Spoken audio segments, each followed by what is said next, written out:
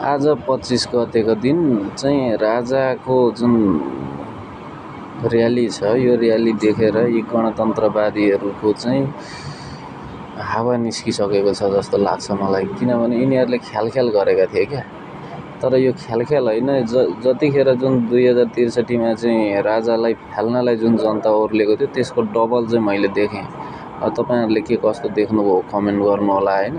तर यो गणतन्त्रवादीहरूले चाहिँ के भन्दैछन् भने यो राजाको र्याली के, यसलाई र्याली भन्नु, यो त यसो एक दुईजना मान्छे मात्रै हुन् भनेर भन्छन्। तर मैले यसो भिडियोमा हेर्दाखेरि रातिको समयमा पनि यति धेरै मान्छे छन् भने दिउँसो कति थियो होला, अब तपाईँ आफै विचार गर्नुहोस्।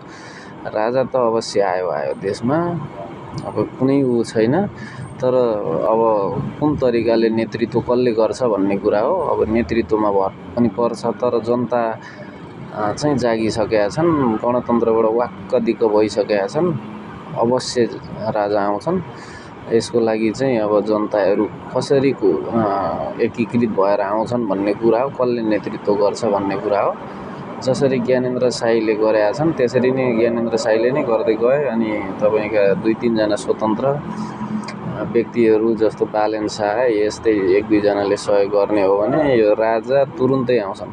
मेरो च्यानल सब्स्क्राइब गरिदिनु होला। धन्यवाद है।